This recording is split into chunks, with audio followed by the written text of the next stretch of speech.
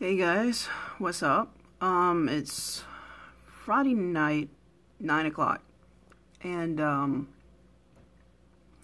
I'm feeling a little bit anxious because tomorrow at 1 p.m. I start work for the first time in 2.5 months, 10 weeks. I start back at my job because I've been on a leave of absence from work for 10 weeks, and tomorrow I start back at work, and it's causing my anxiety to flare up a little bit because I'm a little nervous about the bus ride and being in public with people and stuff like that.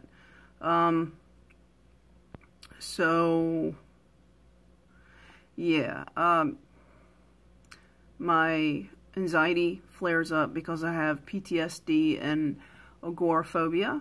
Agoraphobia is not the fear of scary movies or anything like that. No, it's basically the fear of leaving your own home, the fear of open spaces, the fear of public transportation, which is my main fear. Getting in any kind of vehicle, car, truck, bus, train, plane, they all scare me to death. Like, literally, I feel like I'm literally going to die, and I start having a severe, debilitating anxiety attack. I don't take medicine, because last time I took medicine, I had a very bad reaction to it, and I'm not suicidal, and I've never hallucinated in my life, but that pill made me hallucinate, and I was having 9 hours of nonstop roller coaster, up and down anxiety attacks. And I was begging my wife to please just shoot me in the face. But I have not tried anything since then because I'm too afraid. I do not want to go through that again. Never again. So yeah, tomorrow I'll go back to work.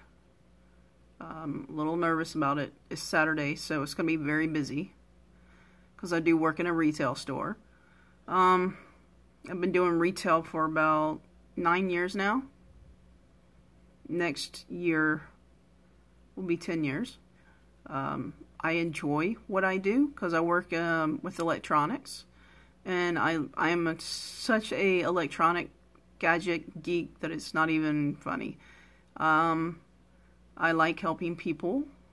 It's just the past 2 years I've been experiencing a lot of anxiety, and it has really hindered my daily life.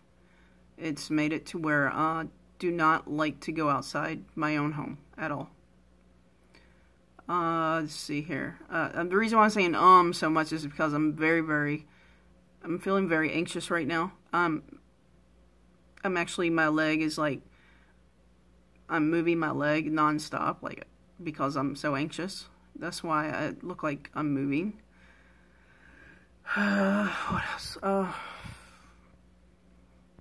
promise to do a video once, maybe 2 or 3 times a week for you guys, because I know there are people out there like me that have these illnesses, and there's no cure for them.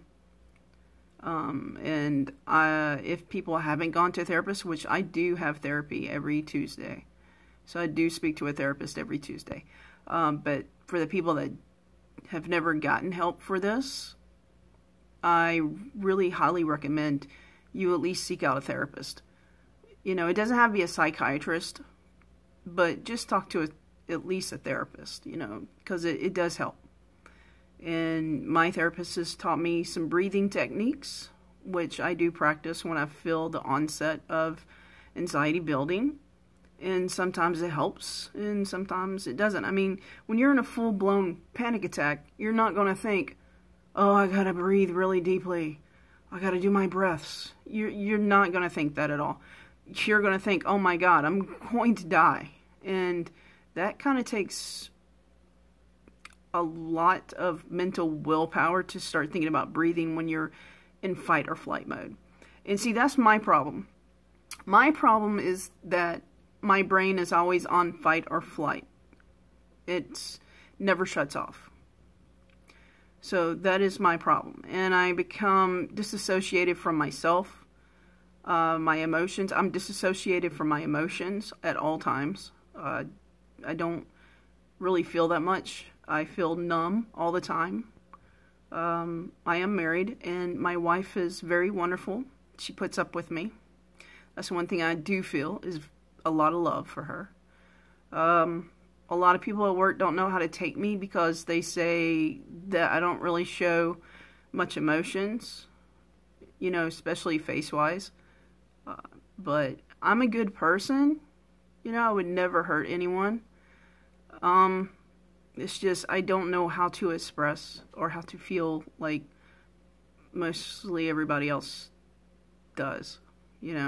I'm learning to reconnect with my emotions, I guess you could say, which is going to be a long process because I've been like this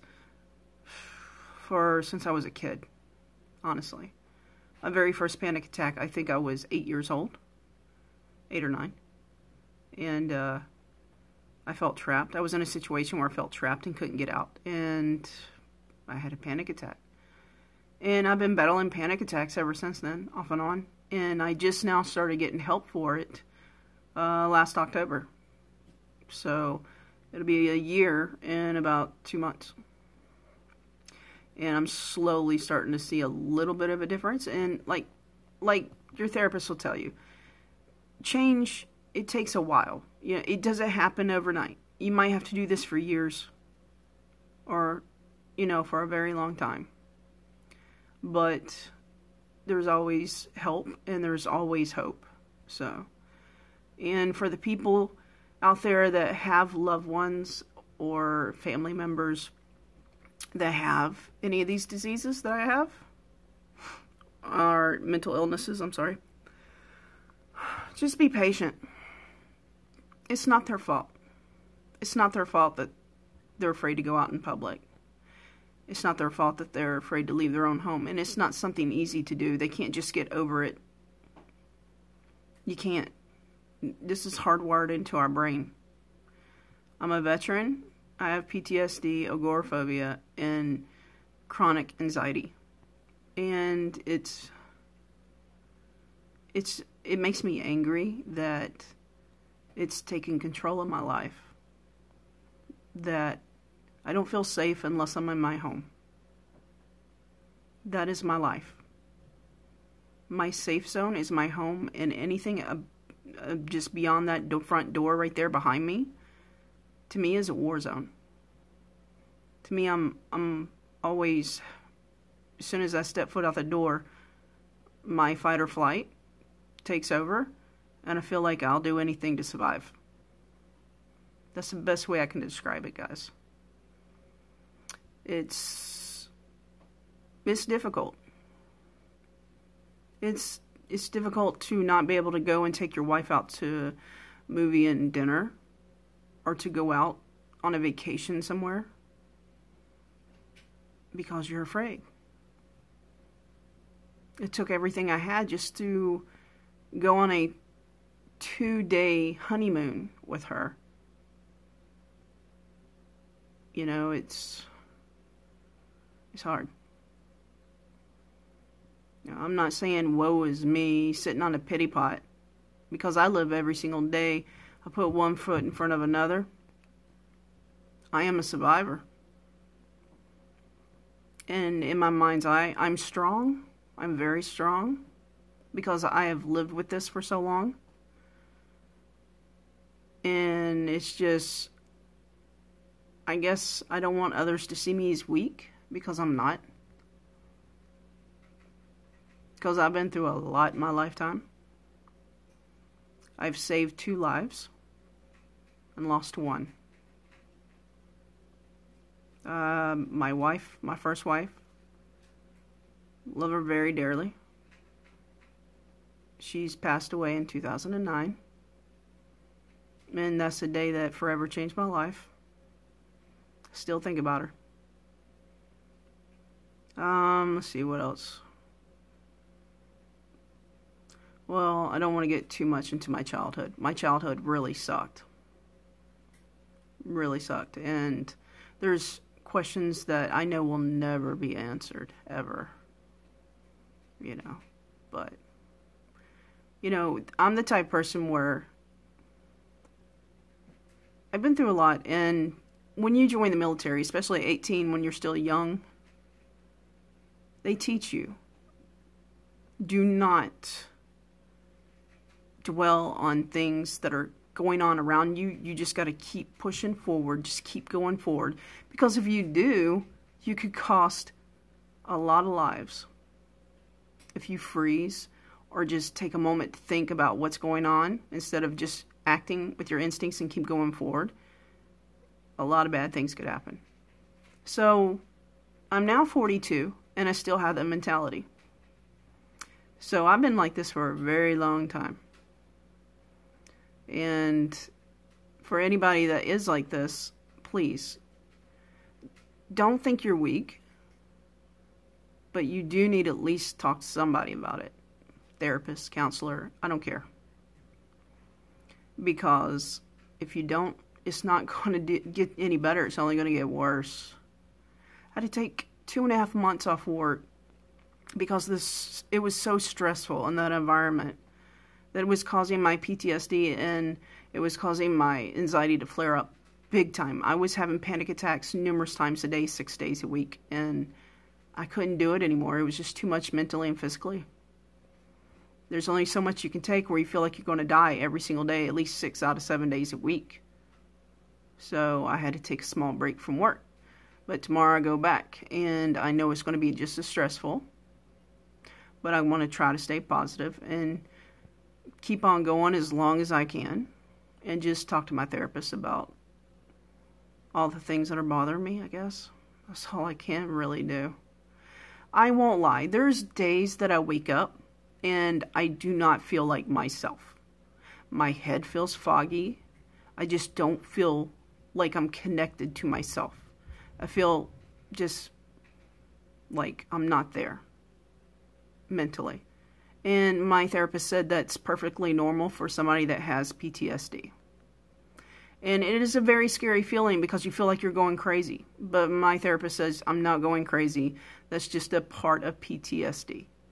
So, yeah, there's days where I wake up and I just do not feel like me. There's like a fog in my brain, and it's like I can't focus on anything, and I can't get my thoughts together. And I'm glad to know that that's normal for someone that's has what I have, you know. But yeah, that does happen quite often, where at least once a week I'll wake up and I just don't feel like myself at all. Anybody that has this, like I said, I can't stress it enough. You won't be weak if you reach out and ask for help. Because it's going to get worse before it gets any better if you don't get help. And I don't want to see anyone feeling like they can't do it anymore and take their own life because they didn't want to get help. Don't be like that. Sometimes everybody has to ask for help, at least once in their life, if not numerous times. I've never seen a therapist before I went to my therapist now, and I'm 42. And I don't want to ever be perceived as weak, even though I go to a therapist, even though I have panic attacks in public. That makes me feel insecure about myself. And I don't want people to judge me and feel like I'm a weak person, especially when they don't know what I've been through, especially when they don't know what I'm going through now. I have a disability. You might not can see it on the outside, but I have one. All right. Thank you guys for your time. Sorry it's like 15 minutes long. Didn't mean to speak that long. But I'll keep you guys updated with me going back to work tomorrow. And if I do have a panic attack at work, I'll make sure that I record it so you guys can see what a panic attack looks like. It's not fun. It's not fun at all. All right. Peace and love, guys. And have an awesome day. Bye.